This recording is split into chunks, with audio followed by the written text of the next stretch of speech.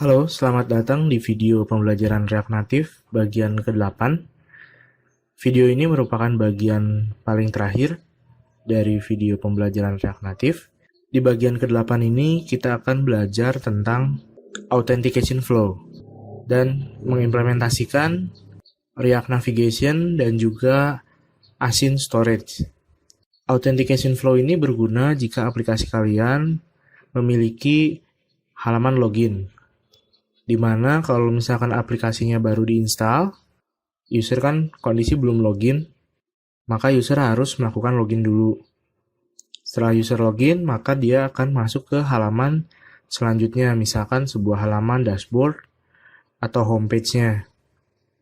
Sebelum dia melakukan login, pasti yang muncul ketika buka aplikasi adalah halaman login dulu.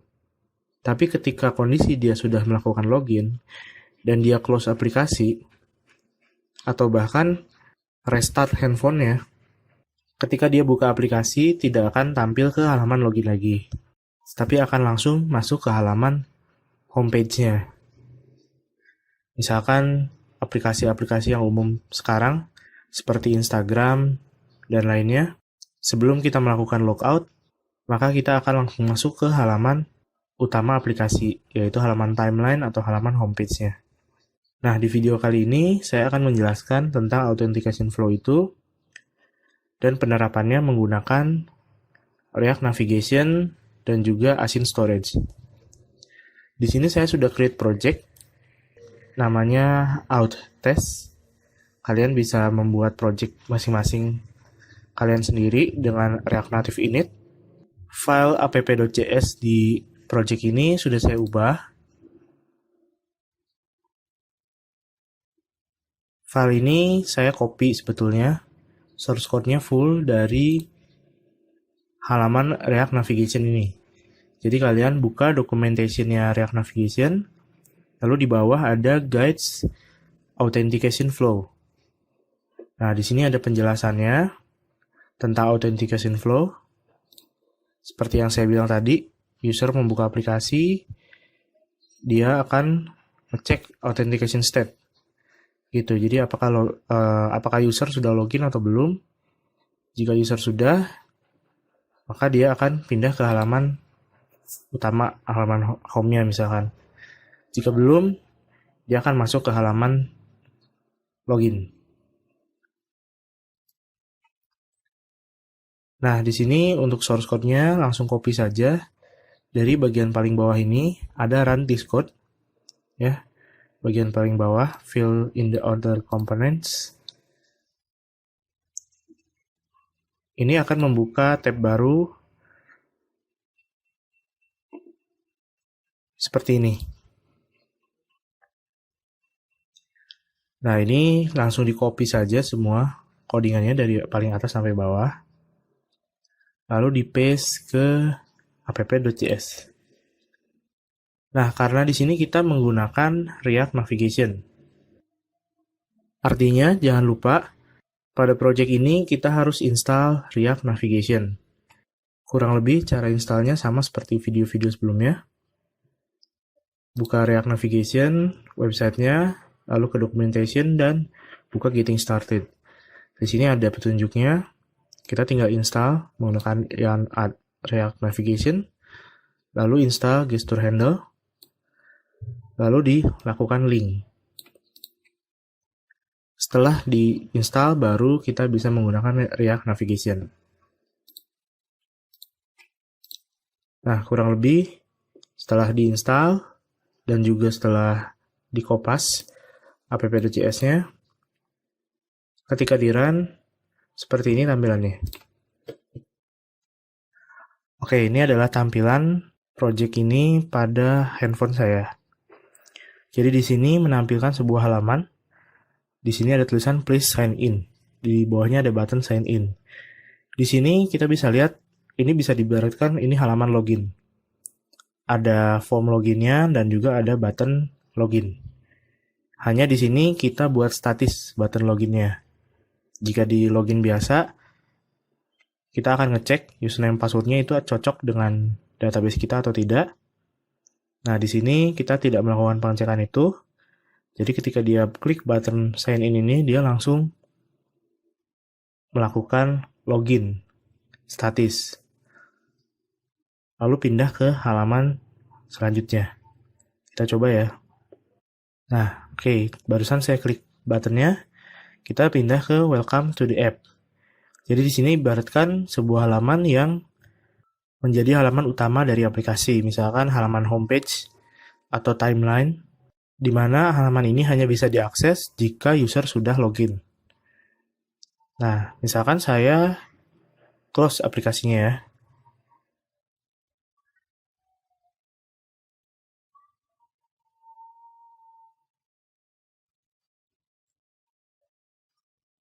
Nah, barusan saya close aplikasinya, saya buka lagi. Nah, dia masuk ke halaman homepage lagi. Di sini karena aplikasi melakukan pengecekan apakah user sudah login atau belum. Jika sudah, dia masuk ke halaman ini. Nah, di sini ada beberapa button lain. Di sini show me more of the app. Ini untuk pindah ke halaman selanjutnya. Misalkan dari halaman timeline, kita ada halaman ke profile misalkan. Klik dan dia pindah ke halaman profile. Di sini ada button lainnya, yaitu button logout.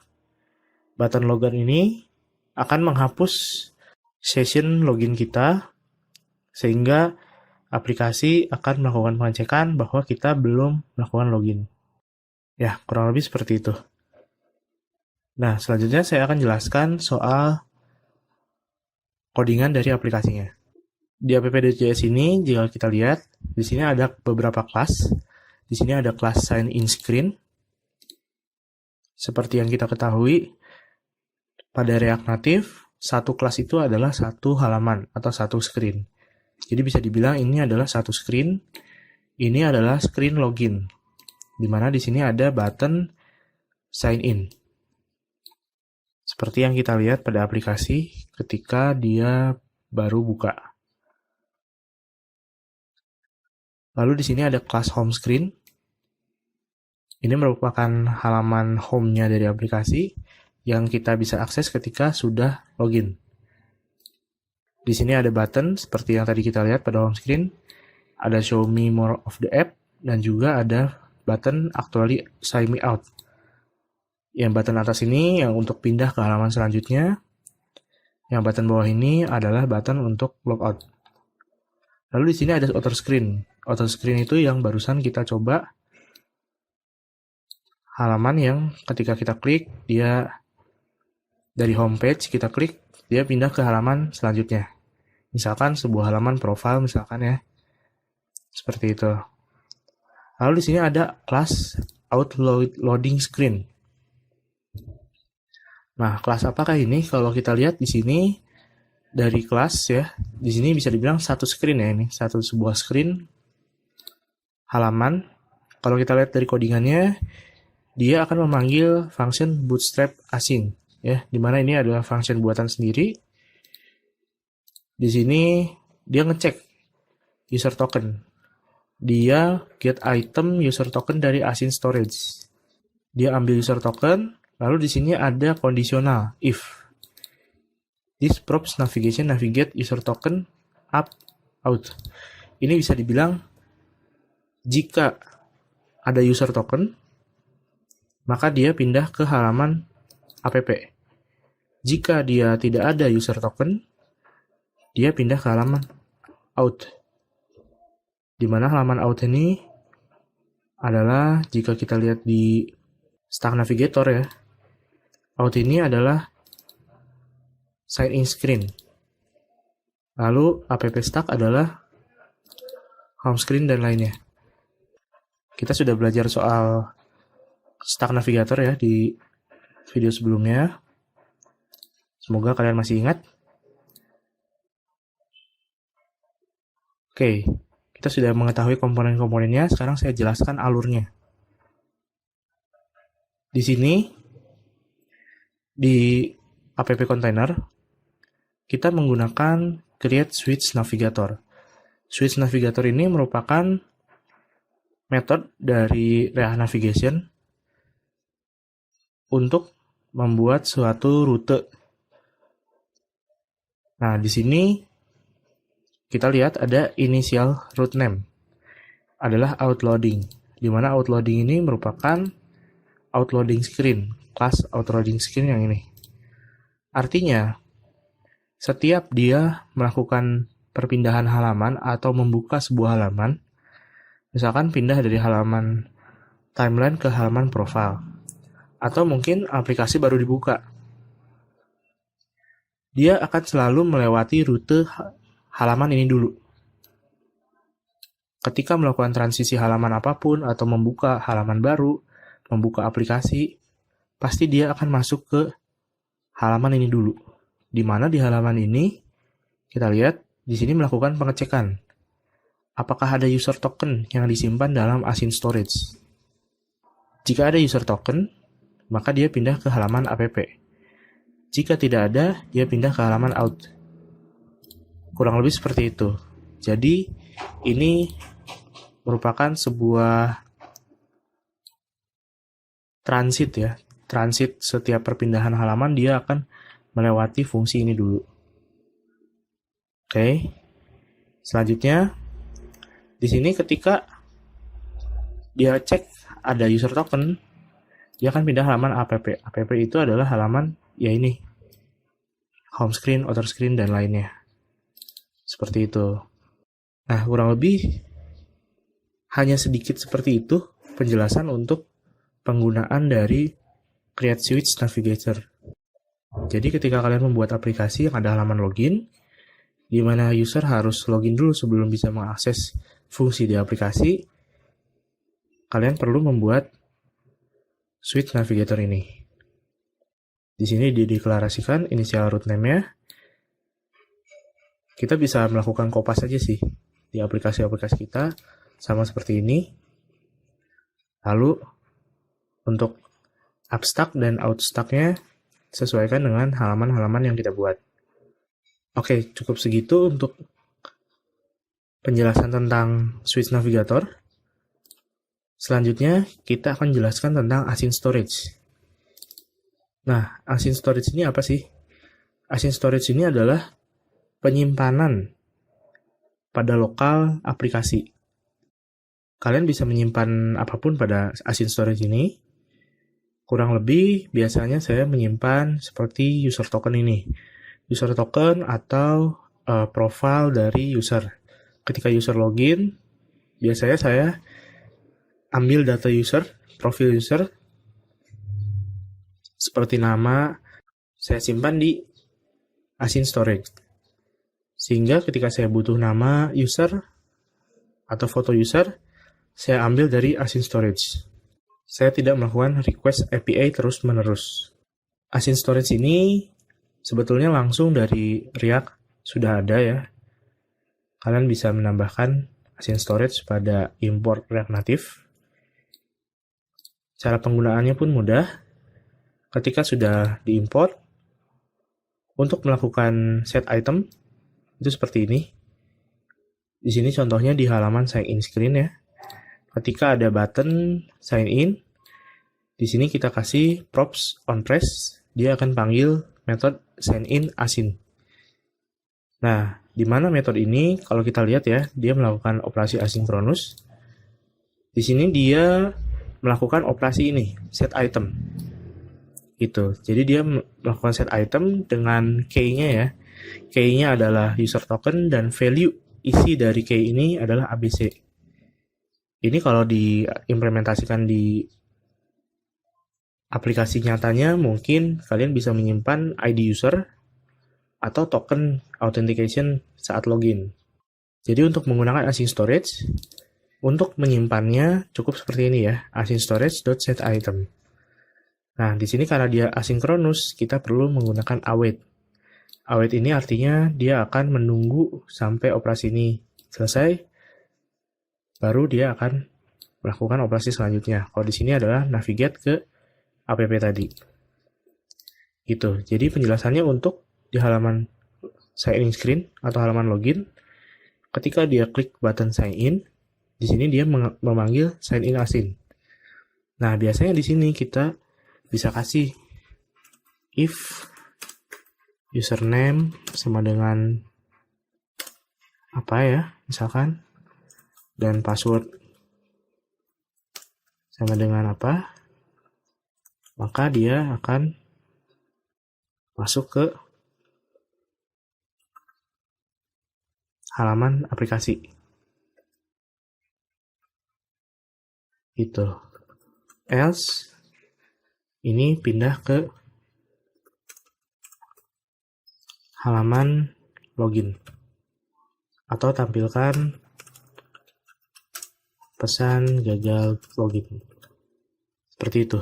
Untuk di aplikasi nyatanya, kurang lebih.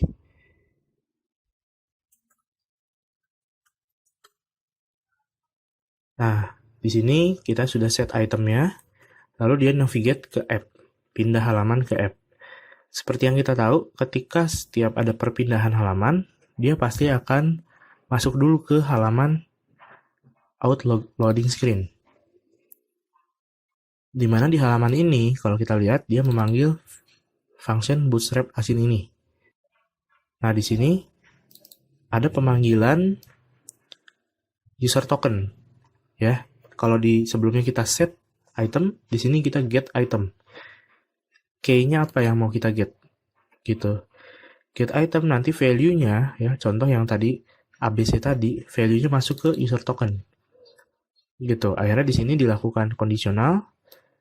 If user token ada isinya, pindah ke app. If user token tidak ada isinya, pindah ke out.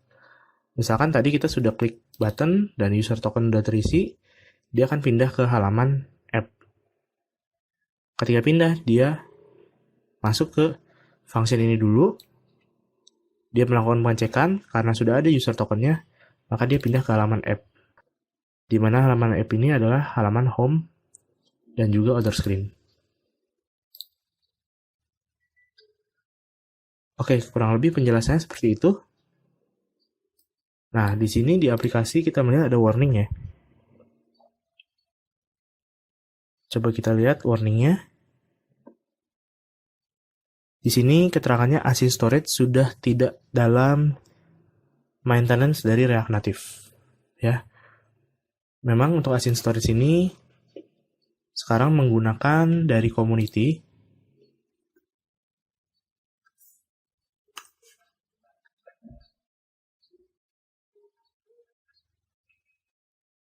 Nah, ini kita menggunakan package ini karena yang bawaan dari React Native sudah tidak di maintenance lagi atau sudah tidak diurus lagi oleh developer React Native.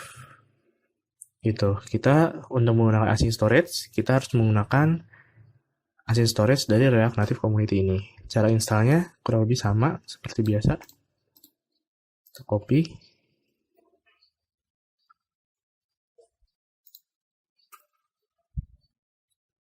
Oke, sekarang aplikasinya sudah running. Dan bisa kita lihat, warning yang sebelumnya muncul sudah hilang ya. Artinya aplikasi sudah bersih dari warning dan error. Dan kita coba berfungsi normal.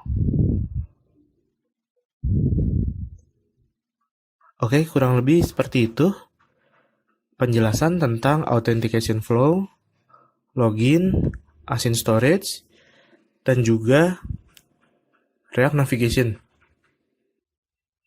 Saya harap materi ini bisa berguna untuk kalian ketika kalian mengimplementasikan authentication flow pada aplikasi kalian.